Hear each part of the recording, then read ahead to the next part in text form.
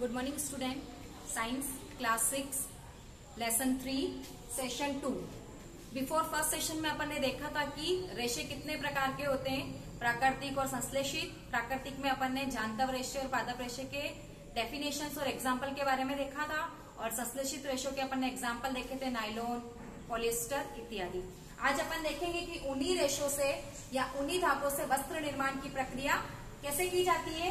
अपन ने देखा था कि किस प्रकार से कपास के जो बीज होते हैं या जो फल आता है, जिसको फल से रुई प्राप्त होती है, उसको किस प्रकार ओंटते हैं, या तो कंकड़ के द्वारा या हाथों के द्वारा उसको बीजों को रुई से अलग किया जाता है, और उसके पश्चात अपने को रुई प्राप्त होती है। वस्त्र निर्माण, धागे से वस्त्र निर्माण में अपन यहाँ पर 2 चरण के बारे में फोकस करेंगे। पहला चरण है आपका कताई, दूसरा चरण है आपका बुनाई। कताई, रेशों से धागा बनाने की प्रक्रिया कताई कहलाती है। जैसे ही अपन ने रुई के पतले पतले रेशे लिए, उसको इस प्रकार से ऐंठते हैं और धीरे धीरे उन दोनों तागों को, सेट को आपस में व्यवस्थित किया जाता है, और उस प्रक्रिया को क्या कहते हैं? कताई कहते हैं। जब अपन रुई के एक पुंज को, जैसे अपन ने रुई ली कपास से, उसका एक पिंज या उसका एक टुकड़ा लिया और उसके रेशों को अपन ऐंठते हैं, जिस प्रकार से मम्मी हमारे घर पे दिवाली पर दिया करने के लिए बाती बनाती है ना, उसी प्रकार से रेशों को ऐंठ कर अगर अपन खींचेंगे तो रेशे क्या हो जाएंगे? पास पास में आ जाएंगे, और क्या बनेगा? तागा बनेगा। तो रेशों से तागा बनाने की प्रक्रिया क्या कहलाएगी? आपके कताई कहलाएगी। कताई के लिए सबसे सरल युक्ति है आपकी हस्त तकुआ और चरखा।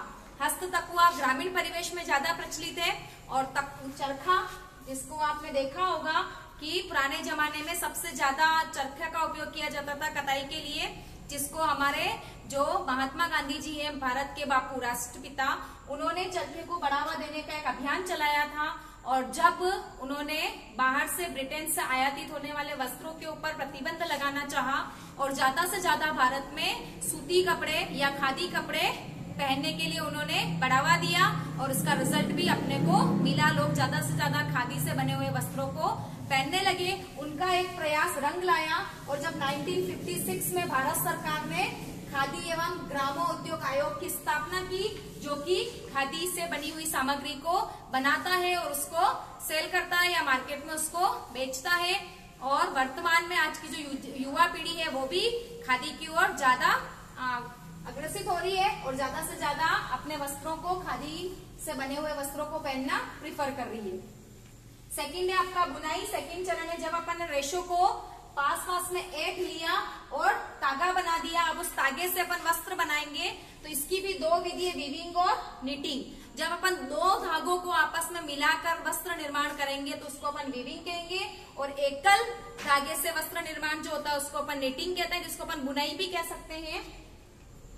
तागों के 2 सेटों को आपस में व्यवस्थित करके वस्त्र निर्माण की प्रक्रिया आपकी बुनाई या वीविंग कहलाती है। जनरली अपन ने बिफोर क्लास में भी बात की थी कि जो वस्त्र होते हैं उसमें 2 प्रकार के रेशे होते हैं, आड़े और खड़े, है ना।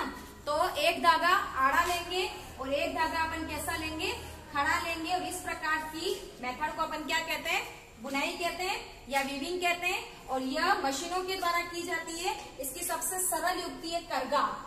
करगा जो होता है आपके 2 प्रकार का हो सकता है, हस्त करगा भी होता है और आपका विद्युत चलित करगा भी होता है। वर्तमान में वस्त्रों की मांग ज्यादा होने से जनरली विद्युत करगे का उपयोग ही वीविंग के लिए किया जाता है। फिर हम दूसरा देख रहे हैं निटिंग। हम देखते हैं कि हमारे घर पे मम्मी सिलाई करती है, जो अपने स्वेटर की बुनाई करती है, उसमें स्वेटर बनाते समय सिंगल ऊन के धागे का उपयोग किया जाता है। ये आपका क्या कहलाता है? निटिंग कहलाता है। और इसको बनाने में स्वेटर और मोजे, तो हम देखते हैं कि ऐसे बने हुए स्वेटर और मोजे का अगर एक धागा खींच जाता है तो पूरा धागा खींचता चला जाता है, और मोजा और जो स्वेटर होता है वो धीरे धीरे अपने आकार में क्या हो जाता है? कम हो जाता है। तो निटिंग में एकल धागा होता है, इस कारण से सिंगल धागे के खींचने से ही पूरा वस्त्र जो होता है वो छोटे साइज में होता जाता है, जबकि वीविंग में ऐसा नहीं होता है। आप अपने कपड़े में से एक धागा खींचोगे तो पूरा वस्त्र नहीं उधड़ेगा।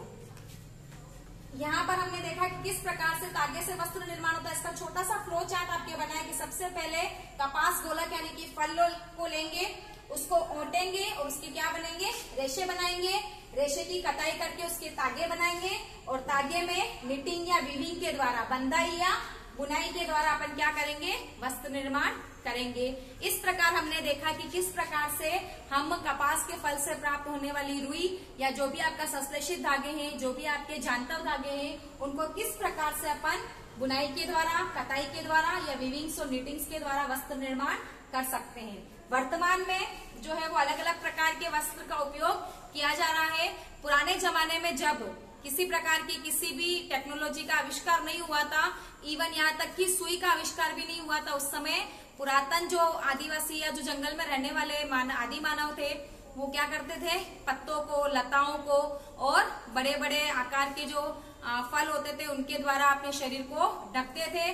धीरे धीरे लताओं को आपस में उन्होंने ऐंठना शुरू किया और उसकी सहायता से अपने शरीर को ढकने के लिए उनको अपने शरीर को ढकने का उपयोग करते थे।